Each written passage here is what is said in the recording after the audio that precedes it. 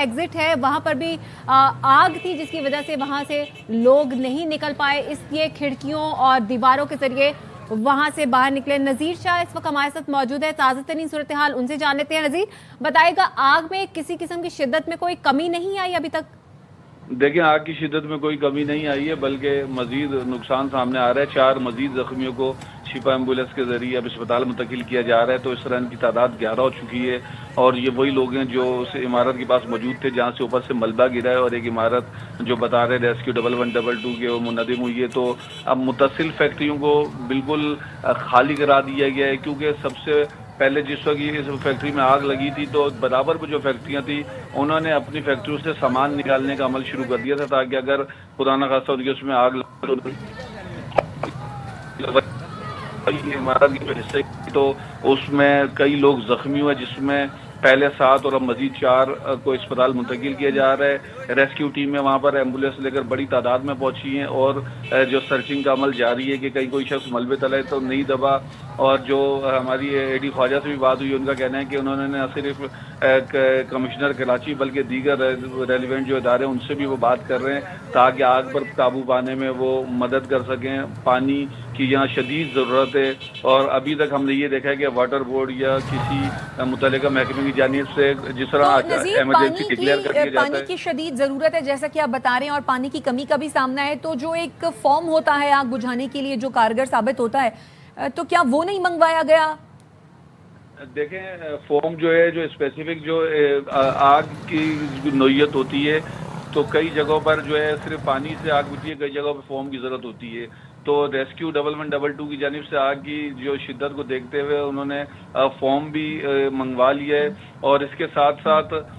جو سب سے جو مین ادارہ ہے واٹر بورڈ ہے، ان کی جانب سے جب بھی کسی جگہ پر تیسرے درجے کی آگ ڈکلیئر کی جاتا ہے تو وہ اپنے تمام ہائیڈرینٹس پہ ایمرجنسی نافذ کرتے تھے۔ تو اچھا یہ بتائیے نذیر، کیونکہ یہ انڈسٹریل زون ہے تو ظاہر ہے یہاں پر ساری فیکٹریز ہی ہیں، فیکٹریز میں خدا نخواستہ کسی بھی ہنگامی صورتحال سے نمٹنے کے لیے کیا کوئی انتظامات نہیں کیے گئے تھے؟ کیا یہاں پر کوئی ایسی سچویشن کو ہینڈل کرنے کے لیے انتظامات نہیں تھے؟ دیکھیں، ایمرجنسی کے جو اقدامات ہوتے ہیں وہ فائر ایکسٹنگوشر اور جو قریب میں جو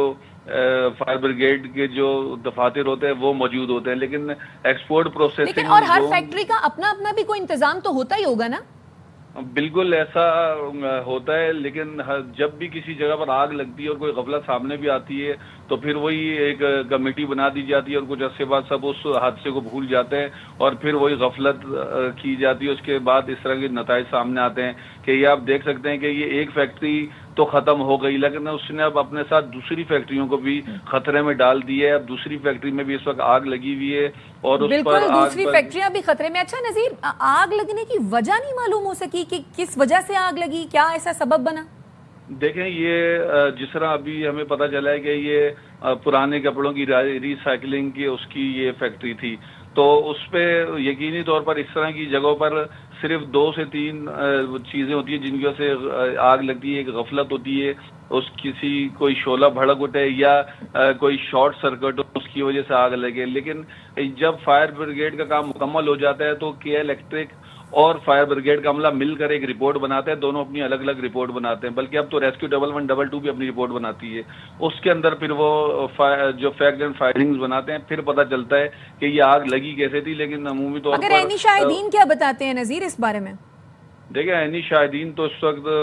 ایسا کوئی سامنے نہیں آیا جس نے بتایا کہ اس کے سامنے اس کی وجہ سے آگ لگی تھی، کیونکہ اس وقت وہاں ایمرجنسی کے مناظر ہیں، اور ریسکیو 1122 کی ٹیم کی جانب سے یہی کہا جا رہا ہے کہ لوگ اتنے زیادہ پینک کر رہے ہیں۔ ظاہر ہے صورتحال ایسی ہے، لوگ پینک کیے ہوئے ہیں، تو لوگوں کو ہٹایا گیا ہے وہاں سے تاکہ جو ریسکیو کا عمل ہے اور جو آگ بجھانے کا عمل ہے وہ زیادہ بہتر طریقے سے سر انجام دیا جا سکے۔ دیکھیں، وہاں پر نہ صرف پولیس بلکہ رینجرز کی ٹیم بھی پہنچی ہوئی ہے اور موجود ہے، تو ان کی لیکن اتنی تعداد نہیں ہے جتنی ورکرز کی تعداد ہے، اور ورکرز بھی وہ جس فیکٹری میں کام کرتے ہیں تو یقینی طور پر ان کے ایک دل بھی اس کے ساتھ جڑا ہوتا ہے، تو وہ یہی کوشش کرتے ہیں کہ وہاں کی کوئی چیز بچ جائے۔ لیکن کچھ چیزیں ایسی ہوتی ہیں جہاں پر کوئی ایمرجنسی صورتحال ہو تو ان کو پھر ایمرجنسی جو ریسکیو ادارے ان کو کام کرنے دینا چاہیے۔ تو ریسکیو ٹیم کی جانب سے یہی شکوہ سامنے آیا کہ یہاں پر کوئی پولیس اہلکار یا دیگر موجود نہیں ہے جو ان کو پیچھے کرے تاکہ ہم اپنا کام کر سکیں۔ صحیح۔ اچھا